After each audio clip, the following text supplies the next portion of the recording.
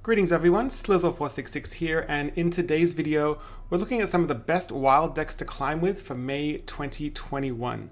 We start with Odd Demon Hunter by Pace. Pace has been one of the main innovators with this archetype. So if we have a look here, it's still running the Pen Flingers. They're still good for board control. You've got the Albatross in here for the Reno decks and also just giving other decks bad draws. But basically, you just aim things at your opponent's face and you kill them pretty quickly. Looking at Druid, we have Aggro Druid by Oddlaw. Oddlaw is one of the innovators for Aggro Druid lately in the Wild Ladder, hitting very high legend. And this has been adapted for the Barrens meta. You'll see there's an inclusion here of Pride's Fury. Typically, your opponent won't play around this, so you can really catch them off guard and make a really awkward board for them to deal with.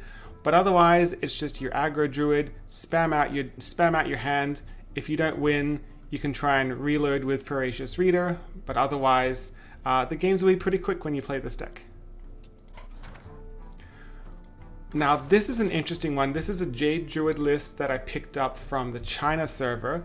And Jade Druid is not particularly the best deck right now. It's probably one of the worst on this list in this video. However, I really like this list because it is running Yogg-Saron, because, you know, RNG is fun, but it's also running Cthulhu the Shattered, and I think this is a really cool idea. Keep in mind that the spells from Cthulhu feed into your Yogg. It's another win condition for the deck, so if you want to play some Jade Druid, this is a really fun way to do so. Looking at Mage, we start with Reno Mage by GetMeowth. GetMeowth is usually my go-to Reno Mage person to net deck from. This is a Luna's Pocket Galaxy build. It is very well teched for the current meta. It's a dragon build, and because of the dragons, you'll also see the inclusion of Dragon Caster. This is really nice to get your Luna's Pocket Galaxy out a turn early, but otherwise, this is a very value-heavy version of Reno Mage, and with the right pilot, it can climb very high on the wild ladder. Next up, we have Mozaki Mage by KilleRacoon. So Mozaki Mage, it's not as good as APM or Flamewaker Mage, depending on what you want to call that archetype, but Mozaki Mage is a better meta call if you're queuing into a lot of slow druids and a lot of odd warriors, or just control warriors, because this can deal a lot more damage with the Mozaki and your spells compared to the amount of damage that an APM Mage can do. Keep in mind, this is a much slower build compared to APM. It's also a little bit more difficult to pilot, but it might be something that appeals to you if you're running into a lot of slow druids and warriors. Speaking of APM Mage, we have APM Mage by Otters. So APM Mage is becoming pretty stock at this point. This is a pretty stock list. I have seen some players removing the evocation and putting in a mirror image because this deck is very weak against aggro, but basically this deck wins by turn 5 a lot of the time pretty consistently. Very powerful deck and pretty fun to play as well. The last mage deck we have to look at here is Secret Mage, and big news, Secret Mage has actually evolved. So some of the new cards from Forged in the Barrens are sneaking their way into Secret Mage, and one in particular is Mankrik. So keep in mind that Mankrik puts his wife into your deck. When she comes out, she hits the opponent in the face, and you can also combine this with a Bran to get 2 Mankrik's wives in your deck, and it's also a really difficult body to deal with. You've also got a fair number of battle cries in this list already. So, you know, the Bran synergizes with the Medivh's Valet, the Cloud Prince, just to give a couple of examples. You'll also see there's a Kazakus Golem Shaper in here instead of Fireballs, so that's kind of interesting. Keep in mind that the Fireballs are basically the Mankriks, and Cloud Prince is essentially a Fireball as well. So this is definitely a list that you'll want to try out and see if it's better than the stock Secret Mage lists we tend to see floating around. Moving on to Paladin, we start with Bodybuilder's Hand Buff Paladin. Now this list is pretty much changing on a daily basis depending on the meta that bodybuilding Body Builder is encountering. But this specific list is running Arcane Golem, which most people never play around, so that's a sneaky way to get in lethal. It's also running Underlight Angling Rod, and this is being used as a removal tool. But basically with this deck, you just buff your hand to ridiculous amounts, make very difficult boards to deal with. You can stall with lower Theb, and then get lethal the following turn. Really fun list to play, a little bit challenging, but with practice, it's very, very powerful. If not the best deck in the wild meta. If you like a more simple version of Paladin, we've got Odd Paladin. Now this list doesn't have anything particularly fancy in it. I really like the convictions. You very often have multiple minions on the board with this archetype, so quite often in the late game, you could have an easy 9 damage out of nowhere. But otherwise, if you don't like the Thraxian, if you think it's a little too slow, you could sub it for a Leroy if you wanted to. But otherwise, this is a pretty solid build of Odd Paladin. Looking at Priest, we have our favorite deck, or unfavorite deck, Big Priest. There's nothing particularly special about this list. It's got Thrive the Shadows and Shadow Visions, which helps you just thin out your deck if you're trying to get to your Shadow Essence, or just get a little, just be more specific with what you want to get. But otherwise, it either loses really quickly, or it's pretty much impossible to beat it, because you're resurrecting these minions over and over. Next up we have Reno Priest. This is a Reno Priest by Yada, and Yada plays a lot of Reno decks. This specific list I'm a big fan of. It's pretty stock. Questionable cards in the list. Sphere of Sapience, not everyone likes this. Some people love it, some people don't. So if you don't own this card, that's okay, just put in something else. He's running Condemn, which is actually pretty good. It does 1 damage originally. It does 2 damage at 5 mana, 3 damage at 10 mana. It synergizes with Blood Mage Thalnos. It's kind of like having a second Spirit Lash. It's just a really nice card to have in the deck. The Mind Render Elucia is a must, because against an APM Mage, it's essentially an auto win if you play it at the right time. You usually want to play it on, your turn maybe 5, so you could play their Apprentice and dump their hand out. But yeah, otherwise, this is a pretty solid list of Reno Priest, and this would be the one I'd recommend to climb with. Moving on to Rogue. Rogue is a little bit sad. Rogue is my favorite class, but we don't have many competitive decks. There are a lot of off-meta decks and meme decks, but just looking at competitive decks for this video, we have Odd Rogue. This is a list that I pulled from the most recent Tempest Storm Wild Meta Snapshot, so I'm not sure how well this has been tested. But some interesting cards I see in here is the Leponome. Leponome is good to get through ice blocks, especially if maybe, for example, your APM Mage discovers an ice block. This will whack through it, which is nice.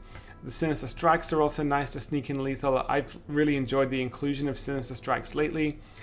Bad Luck Albatross for the Reno decks. This is a nice little new inclusion here, the Ratchet's Privateer.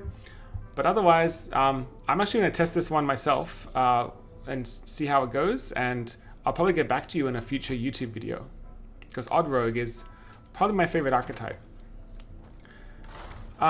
There's also Kingsbane Rogue, and at first glance, this seems like a pretty ordinary looking Kingsbane Rogue list, but then if you look more carefully, you've got a Blade Flurries in here, and this is not the worst meta call, because keep in mind, Blade Flurry did get partially unnerfed, so it's back to 2 mana. It doesn't go face, but it's a good board control tool, and Kingsbane Rogue can sometimes have trouble dealing with wide boards. It's also running Efficient Octobot, which is pretty cool. Sometimes your hand might get a little clunky and you just want to vomit everything out and then go into a secret passage and go again for more cards. So this is a cute little inclusion. I love the Wicked Stabs. In the late game, you've got a Fireball for 2 mana. So if you want to play Kingsbane Rogue, this list hit number 1.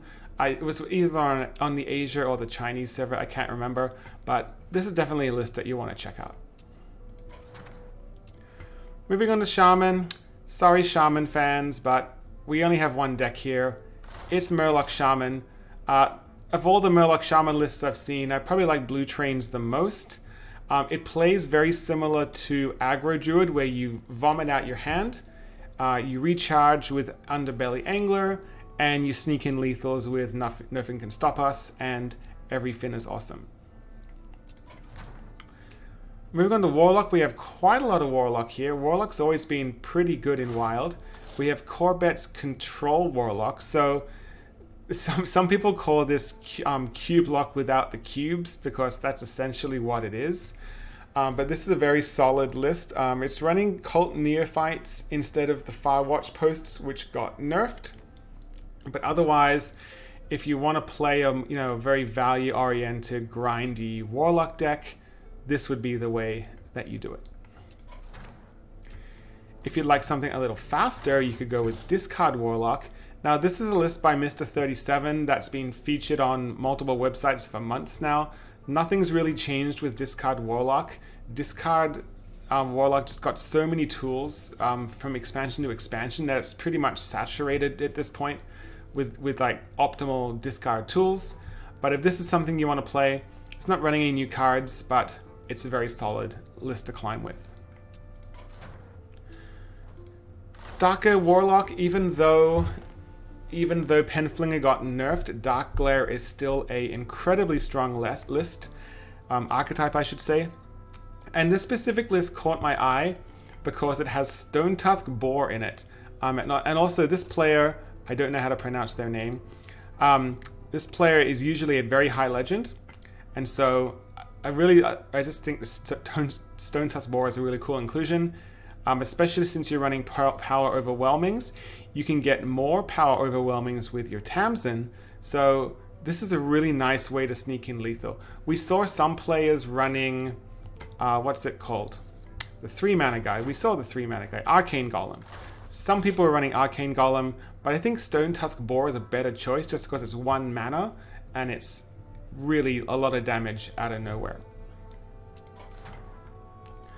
The last Warlock deck to look at, same player, this is their version of Reno Lock. Now, at first glance, it seems pretty solid, and it is pretty solid. Some cards that might quirk your interest when you kind of look through here is you might see the Paladin the Breaker. Now, if you don't own this card, I probably wouldn't craft it, but when you top deck this card, it's absolutely incredible. When you draw it, I mean, if it's in your hand already, I mean, it's basically a Siphon Soul with a body, which is still great. But it's a nice card to have in the list if you own it.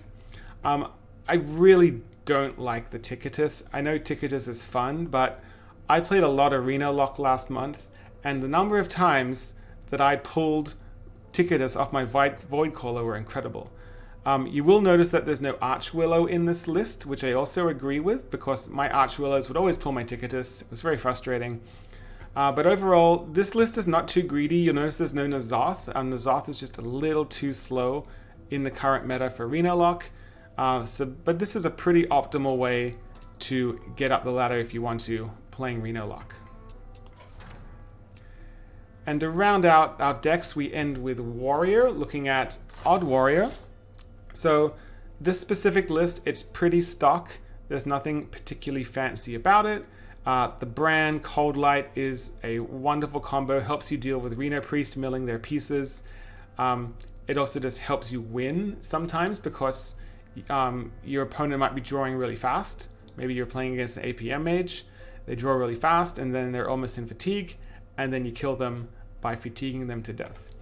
I also like how there's a Dr. Boom Mad Genius in here for the late game, but otherwise it's Odd Warrior. It's not the most exciting deck to play, but if you want to punish aggro, this is the way to do it. And last but not least, we have Pirate Warrior. This is a stock list that was featured in the Tempestone Wild Meta Snapshot. This is pretty much a solid Pirate Warrior list. I actually like the inclusion of Sky Captain Crag over Leroy. Yes, it is 2 damage less, but you can get this out much earlier, much cheaper than 5 mana a lot of the time because of the way this deck is designed. You have a lot more pirates than usual because of things like Sharkfin Fan and Sky Raider to get to randomly generate more pirates. So this is actually a very strong deck in the meta. So if you want to punish slower decks such as Big Priest, or you want to beat up APM mages that draw really fast but don't really do anything board-wise, then this would be the way to beat those types of decks. If you want to try out any of these lists, you'll find all of the deck codes in the descriptions below. And if you're a mobile user, you'll find a link to my Discord for easier deck code access. You can visit my deck list only channel. You'll see it as a pinned message. If you want to help support this channel, you can click the subscribe button, click the notification bell, and until next time, hope to see you again.